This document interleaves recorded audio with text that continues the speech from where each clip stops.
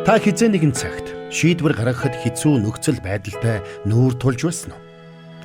Тухайн нөхцөл байдалд ямар сонголт хийхээ мэдэхгүй байх, эсвэл хоёр адилхан сайн сонголтоос алийг нь сонгохоо мэдэхгүй байх тохиолдол танд тулгарч байсан уу? Тэгвэл Христэд итгэгчид биднийг аливаа шийдвэр гаргахад ариун сүнс хэрхэн тусалдаг болохыг хамтдаа нэвтрүүлгийн өнөөдрийн дугаараар доктор Стенли бидэнд тайлбарлаж өгөх болно. Ариун сүнс надад юу гэж хэлж байгааг би яаж мэдэх вэ гэж та гайхдаг байж болох юм. Тэгвэл ариун сүнсний мэрэгэн удирдамжийг бид хүлээн авахд шаардлагатай тэдгээр нөхцөл болцлуудыг доктор Стенли бидэнд өнөөдөр тайлбарлаж өгөх болно. Хэрэг бид үүнийг сайтар ойлгох юм бол биднийг удирдах байгаа ариун сүнсний дуу хоолойг амжилттай таних чаддаг болох болно. Ингээд хамтдаа доктор Стенлиг өгтөн авцгаая.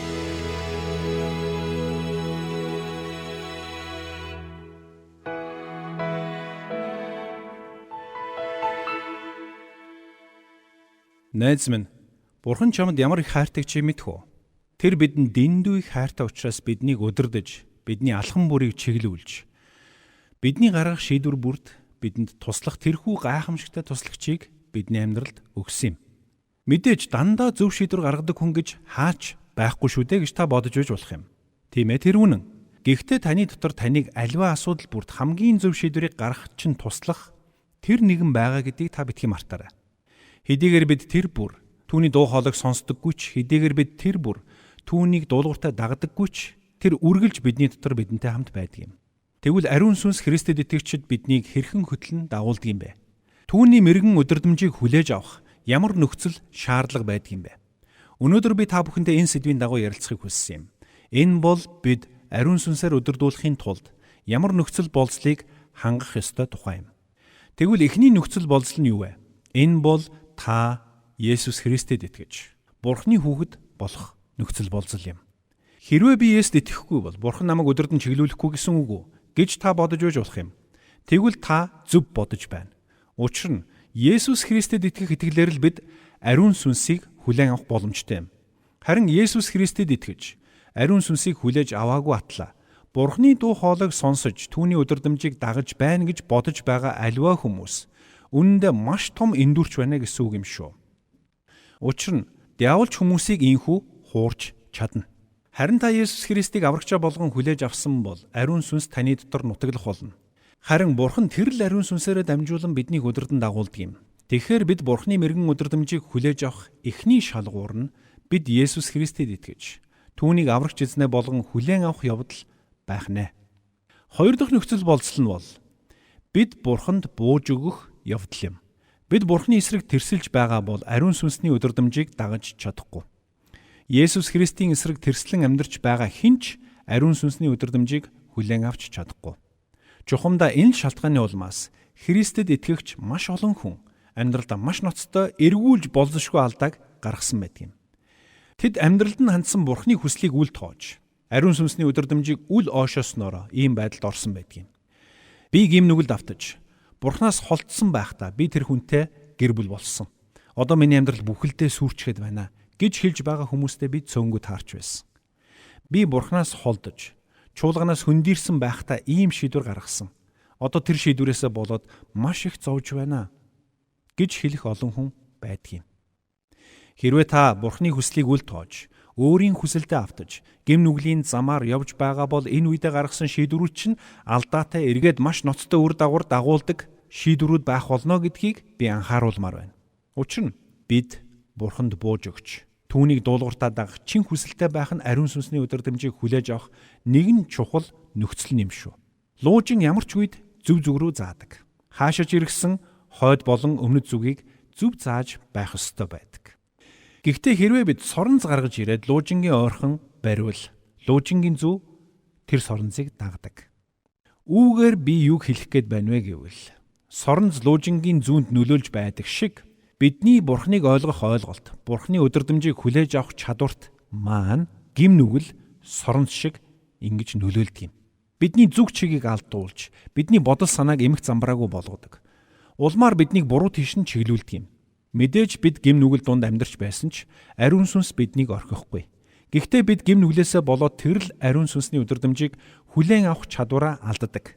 Бид соронзоор дамжуулаад луужингийн зүг хүссэн зүг чиг рүү чиглүүлж чаддаг шиг гим нүглээр дамжуулан диавол биднийг хүссэн зүг рүүгээ чиглүүлэхийг хүсдэг юм.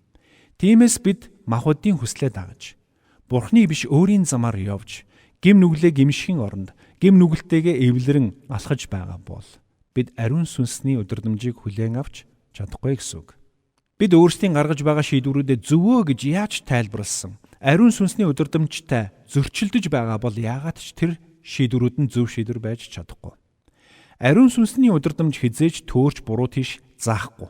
Харин бидний бодол санаа гим нүглээс болоод булангартаж Бурхны хүсэж буй зүг рүү биш харин өөр тийшээ анхаарлаа хандуулж эхэлдэг юм. Тиймээс найз минь бид өдөр бүр ариун сүнсээр удирдуулан амьдрна гэдэг нь өөр маш чухал юм. Учир нь бид өдөр бүр шийдвэрүүдийг гаргаж байдаг юм. Харин тэр шийдвэрүүдээ бид Бурхны хүслийн дагуу зөвөр гаргах нь чухал юм. Магадгүй та дотроо би гэртээ суудаг хүн ямар ч чухал шийдвэр гаргадаггүй шүү дээ гэж бодож иж болох юм. Тийм биш ээ. Таны гэртээ гаргаж байгаа шийдвэрүүд чинь таны гэр бүл өр хүүхдүүдэд нөлөөлдөг юм. Тиймээс та өр хүүхдүүдийнхээ амьдралынх нь туршид нөлөөлөх тийм гүнзгий чухал шийдвэрүүдийг гаргаж байх боломжтой гэдгээ үргэлж санах хэрэгтэй. Таны өнөөдөр гаргаж байгаа шийдвэрүүд танд чухал биш юм шиг санагдаж байж болох ч заримдаа хүний амьдралыг өөрчлөх эргэлтийн цэг болох ч боломжтой гэдгийг та санаарай. Тиймээс өөрийн гаргаж байгаа шийдвэрүүдийг жижиг гэж бүү чамл. Учир нь үүндээ Бурхан бидний гаргаж байгаа жижиг шийдвэрүүдээр ч гайхамшигтай ажлуудыг хийж чадна. Тиймээс юу жижиг биш болохыг бид биш гагцуу Бурхан өөрөө шийддэг юм. Тиймээс Бурхантай нүр тулан уулзахаас нааш бид үүнийг дүгнэж хэлэх аргагүй юм. Тэгэхээр ариун сүнс биднээс дуулууртай байдлыг шаарддаг болохыг бид ойлгож авлаа. Үнэн дээр Бурхан зарим зүйлсийг бидэнд маш тодорхойгоор илчилж өгдөг. Биднийг юу хийгээсэй гэж хүсэж байгаагаа Бурхан маш тодорхой зааж өгдөг юм. Гэвч бид заримдаа түүнийг нь мэдсээр байж эргэж хургадаг. Байзаараа Бурхан минь би үүнийг арай хийж чадахгүй байхаа. Эзэн минь энэ миний хэрэгс хэтэрсэн асуудал байна. Би таны хүслийг буруугаар ойлгоод ах шиг байна. Мөн та намайг буруугаар ойлгоод ах шиг байна гэх мэтчлэн бид боддог. Бид Бурхан биднээс юу хүсэж байгааг ойлгосон ч түүнийг нь хэрэгжүүлэхдээ хойрог ханддаг юм. Мэдээж Бурхан заримдаа биднийг зовлон бэрхшээл рүү хөтлөн дагуулдаг. Амаргүй хэцүү сонголтууд руу чиглүүлдэг. Учир нь тэр биднийг хүчтэй байгаасаа гэж хүсдэг юм. Гэхдээ Бурхан хизээч биднийг ёрын муу руу уруу татдаггүй. Харин тэр биднийг хүнд хэцүү нөхцөл байдал руу хөтлөн дагуулдаг нь биднийг хүчрэгжүүлж бидний зан чанарыг босгон байгуулахын тулд байдаг юм. Тиймээс бид өмнөө байгаа хүнд хэцүү асуудлыг харахтаа Бурхан минь ээ та намайг арай ч ийм зүйл рүү хөтлөн дагуулахгүй байлгүй дээ гэж боддог. Гэсэн ч Бурхан тийм ээ минийхөө би чамайг үүн рүү дагуулах болно. Чи үүнийг хийж чадна. Чи үүнийг хийх ёстой гэж хэлдэг юм. Эзэн минь би буруу сонсоод байна уу да? Үгүй чи буруу сонсоогүй. Чи үүнийг хийх ёстой гэж Бурхан хэлдэг. Учир нь Бурхан юу хүсэж байгаагаа биднийг хааш нь хөтлөж дагуулж байгаагаа хинээс ч илүү мэдэж байгаа. Өөрөөр хэлбэл заримдаа бид ариун сүнс биднийг хааш нь чиглүүлж байгааг мэддэггүй бол заримдаа бид мэдсээр байж түүний удирдамжийг дагдаггүй гэсэн үг. Тэгвэл та нэг зүйлийг анхааралтай сонсоорой. Миний өмнө хэлсэн бүхнийг мартаж болно. Гэхдээ одоо энэ хэлэх үгийг битгий мартаарай. Бурхныг дуулууртаа дагах нь хизээд чамд хамгийн ашигтай сайн байх болно. Хизээд. Зарим тохиолдолд бид үйлж байгаад ч болтугай. За эзэн минь ээ гэж хэлэх ёстой болдгийм. Зарим тохиолдолд бид дурамчхнаар за эзэн минь гэж хэлээд тавьж явуулахыг хүсэхгүй байгаа зүйлээ тавьж явуулах ёстой болдгийм. Заримдаа бид за эзэн минь ээ гэж хэлээд олон жил нийлсэн нөхдүүдээсээ хөндөрөх ёстой болдгийм. Гэхдээ аль ч тохиолдолд Бурхныг дуулууртаа дагах нь танд хамгийн ашигтай байх болно. Заримдаа энэ нь танаас баггүй золиосыг шаардах болно. Гэхдээ найз минь хэрвээ чи чамд бэлдсэн Бурхны хамгийн сайн сайхныг хүлээж авахыг хүсчил байгаа бол түүнийг зүгээр л дуулууртаа дагаарай. Хамгийн гайхамшигтай нь та Бурхны өмнө ирэхдээ Бурхан танд ямар нэгэн муу зүйл хийхвээ гэж айх шаардлагагүй. Бурхан танд тааруухан зүйл санал болгохыг гэж болгоомжлох хэрэггүй. Бурхан танд хизээд хамгийн сайныг хүсдэг юм а. Учир нь тэр бүхнийг мэддэг. Мэдээж Бурхан бидэнд бэлдсэн хамгийн сайн нь заримдаа бидэнд таалагддаггүй юм. Учир нь заримдаа энэ бидэнд хэцүү, заримдаа зовлонтой, заримдаа ойлгомжгүй санагддаг. Гэхдээ нэг зүйлийг би мэднэ. Бидэнд ямар санагдахаас үл шалтгаалаад Бурхан бидэнд хамгийн сайныг хүсдэг юм. Эзнийг магтъя. Харин бидний хувьд Бурханд бууж өгнө гэдэг заримдаа маш зовлонтой санагддаг юм. За тэгэхээр цаашлие. Ариун сүнсний удирдамжийг хүлээн авахд шаардлагатай 3 дахь чухал шалгуур бол Бурхан намайг удирдах болно хэмээн итгэх итгэл юм. Учир нь бид үүнд итгэхгүй бол Бурханы удирдамжийг хүлээн авч чадахгүй. Угаасаа Бурхан надад хариулахгүй дээ гэж бодож байвал та ариун сүнсний удирдамжийг хүлээн авч чадахгүй. Харин Бурхан танд өөрийн хүслийг илчилж, ариун сүнсээрээ таныг хөтлөн дагуулах болно гэдэгт та итгэх учиртай юм. Еврей номын 11-р бүлгийн 6-ад хэлсэн байдаг. Энэ хэсэгдэр итгэлгүйгээр таалагдана гэдэг боломжгүй юм. Учир нь Бурханд ойртон буй нь тэр байдаг гэдэгт болон өөрийг нь хайгчдад тэр шагнагч нь болдог гэдэгт итгэх ёстой юм а гэж хэлсэн байна. Хэрвээ бид түүний өмнө ирж байгаа бол тэр бидний гуйлтад хариулах болно гэдэгт итгэх учиртай. Учир нь хэрвээ бид үүнд итгэж байгаа бол бид ариун сүнсний удирдамжинд илүү мэдрэмтгий хандах болно. Харж байгаа, сонсож байгаа, эргэн тойронд чинь болж байгаа бүхэнд бид илүү мэдрэмтгий болно гэсэн үг. Тиймээс бид Бурханы удирдамжинд илүү мэдрэмтгий хандаж, дуулууртай дагаж чадаж эхлэх болно.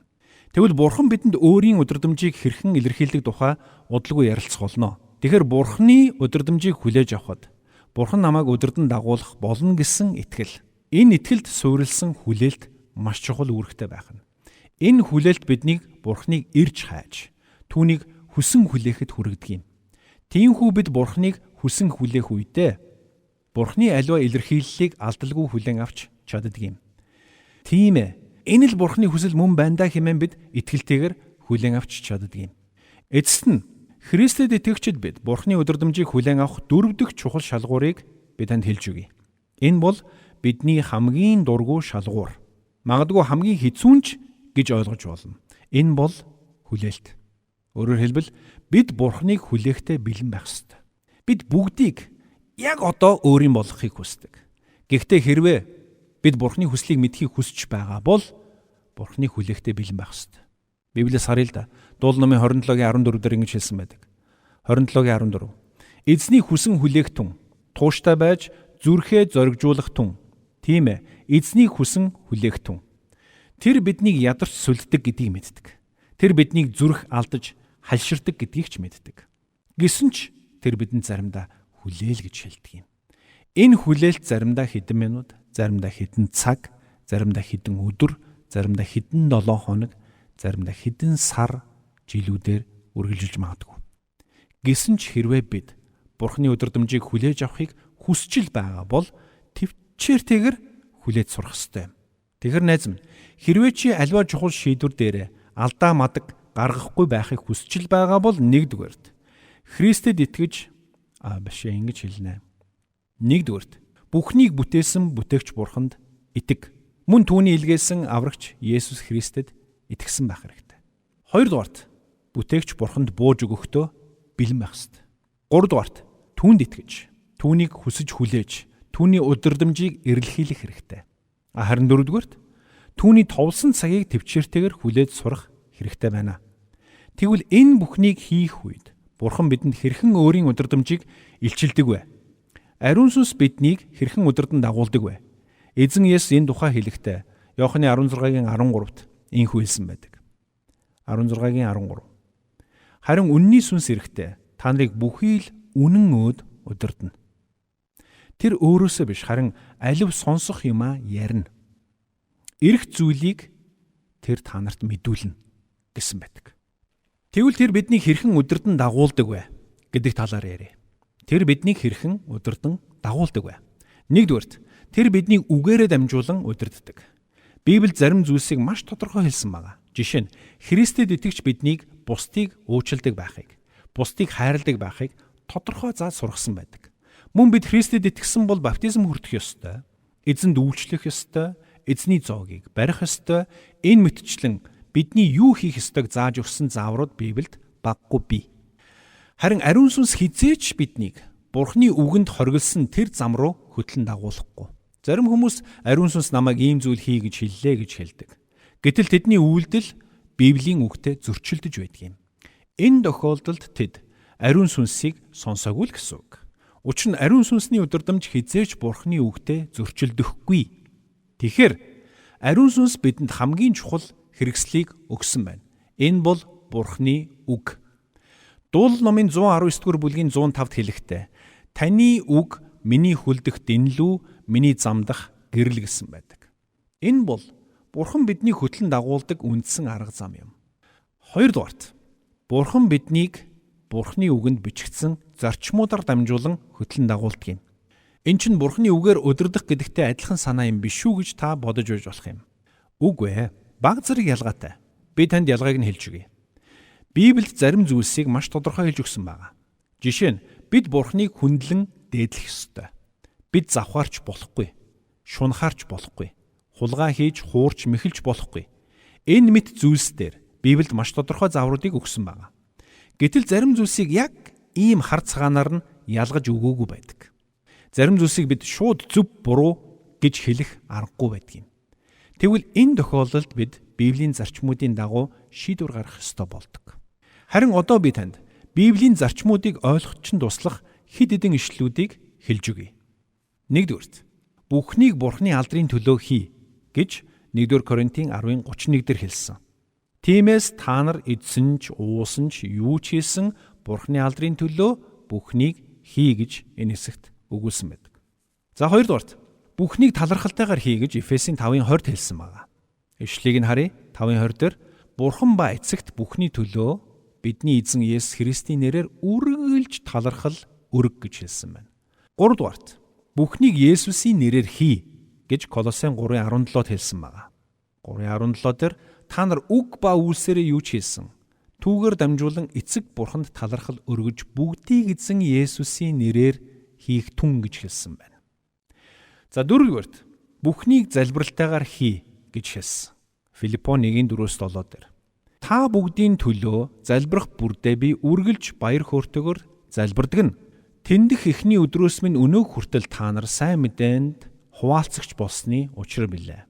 Та нарт сайн үйлийг эхлүүлсэн тэрээр үүнийг Христ Есүсийн өдрийг хүртэл төгс болгоно гэдэгт би бат итгэж байна.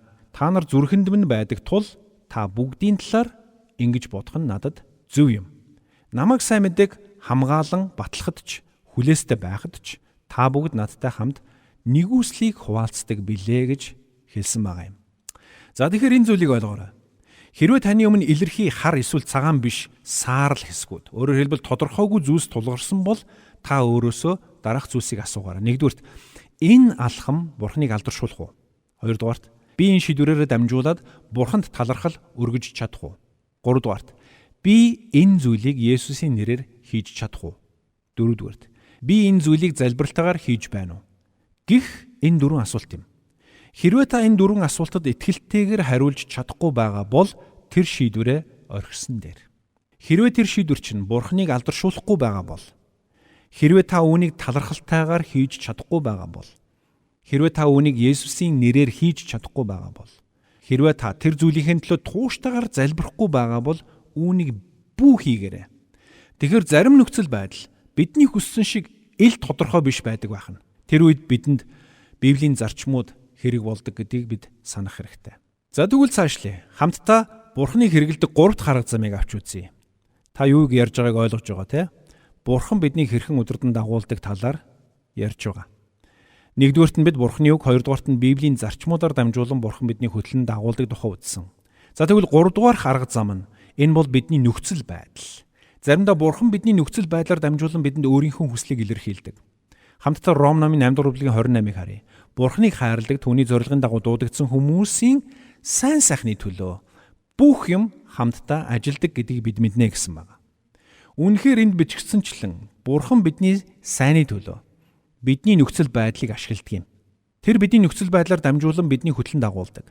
Зарим тохиолдолд нөхцөл байдал маань бидэнд юу хийхийг маш тодорхой харуулж өгдөг. Үлс номын 16 дугаар бүлгийг үзэх юм бол ариун сүнс нөхцөл байдлаар дамжуулан Паулд явах хэрэггүй гэж ойлгуулсан байдаг.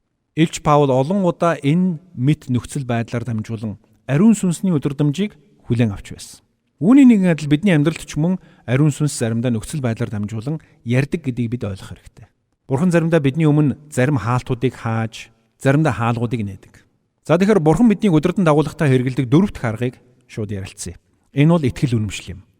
Жишээ нь таны өмнө тулгарсан асуудлыг шийдэх 5 янзын арга байлаа гэж бодъё. Тэгвэл тэдгээр шийдлүүдээс аль нь хамгийн зөв бэ гэдгийг таны итгэл үнэмшил танд харуулах болно. Тэгвэл энэ нь юу гэсэн үг вэ? Бидний өмнө шийдвэрлэхэд хэцүү асуудлууд, хийхэд хэцүү сонголтууд тулгарх үед бид ариун сүнснээс тусалсан авах хэрэгтэй болдгийм. Мэдээж ихэндээ бүхий сонголтууд боломжийн, бүхий сонголтууд зөв юм шиг харагддаг. Эсвэл аль нь зөв, аль нь буруу нь огт мэдэгдэхгүй байж болно. Гэхдээ бид залбирч, ариун сүнсэнд бөөн өгч, тэр бидний хөтлөн дагуулна гэдэгт итгэн түүнийг хүлээх үед тэр бидэнд зөв замыг илчлэх болно. Жишээ нь бид ийхүү залбирх үед тэдгээр олон сонголтуудын дундаас муу сонголтууд нь нэг нэгээрээ илэрхий болж эхлэх болно. Тийхүү эцэст нь энэ л зөв юм байна гэсэн итгэл үнэмшил таны дотор төрөх болно. Эсвэл зарим үед бид эзнээс асуун. Эзэн минь ээ, би нөхцөл байдалд юу хийх ёстой вэ хэмээн залбирх үед түүнд бөөн өгч, түүний өдөрдмжинд итгэж, түүнийг хүлээж эхлэх үед ариун сүнс таны зүрхийг зөв шийдвэрлэх хүчтэйгээр хандуулах болно. Тэгээ та энэ л Бурхны хүссэн шийдвэр мөн байна гэсэн итгэл үнэмшил төрөх болно. Энэ мэтчлэн ариун сүнс биднийг үнний зам руу, зөвийн зам руу хөтлөн дагуулахдаа заримдаа бидний итгэл үнэмшлийг төрүүлэх замаар удирдан дагуулдаг юм. Тийм учраас бид аливаа чухал шийдвэрийг яаран гаргаж огт болохгүй юм. Тэр шийдвэрийн төлөө залбирах цагийг гаргалгүйгээр хурдан хуумгаа шийдэх нь алдаа гаргахын эхлэл болдог юм. Найзууч нь тань дээр ирээд энэ л гарцаагүй зөв шийдвэр. Энэ л сонголтыг хийх нь зөв гэж зөвлөж болно. Гэхдээ Бурхан танд ингэж хэлээгүй л бол та хүний үгээр яаран шийдвэр гаргах нь тийм чухалыг алхам биш юм шүү. Харин бид Бурханд хандан залбирч, түүнээс тусламж гуйн залбирх үед тэр бидэнд шаардлагатай зүйлсийг алхамаар илчилж эхэлдэг юм. Тиймээс би хувьдаа надад сэтгэл төрүүлэх гэж, эсвэл надад таалагдах гэж, эсвэл өөр ямар нэгэн шалтгаанаар надад яаран зөвлөж байгаа хүмүүсээс илүү ариун сүнсний өдөрдмжийг дагахыг хүсдэг юм. Учир нь тэр биднийг ямар ч үед хамгийн сайн руу хөтлөн дагуулахыг хүсдэг юм. Тэгвэл би танаас нэг зүйлийг асууя. Та Христэд итгэж авралыг авсан уу?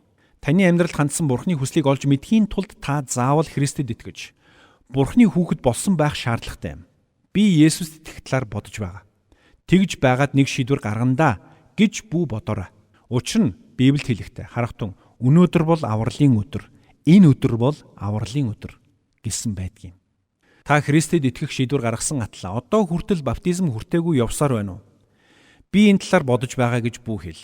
Бурхан таны амьдралд юу хийснийг гэрчилж яг одоо баптизм хүртээрэй. Та 11-ийг өргөж байна уу? Удахгүй өргөж эхлэхээр бодож байна гэж бүү хэл.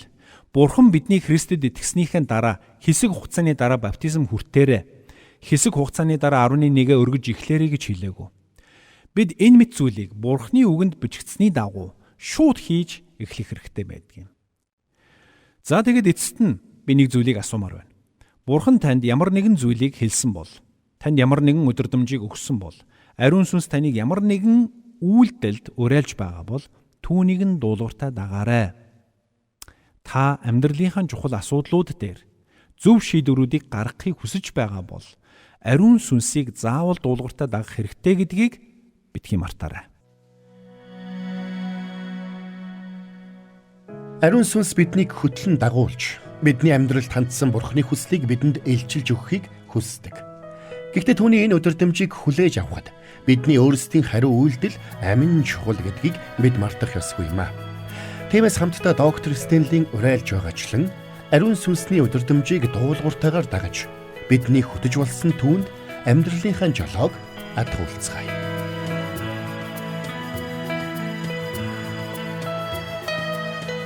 Бурханд тэмүүлсэн сэтгэл хүмүүсийг энэрх зөрхөөр амьдрахад туслах номлогч доктор Чарлз Стенлигийн хамттай нэвтрүүлэг сонсогч танд хүрлээ. Нэвтрүүлгийг дахин сонсохыг хүсвэл Итгэл радио.com-оор зочлоорой. Бидэнтэй холбогдохыг хүсвэл 8085 99 тэгтэг дугаард хандаарай.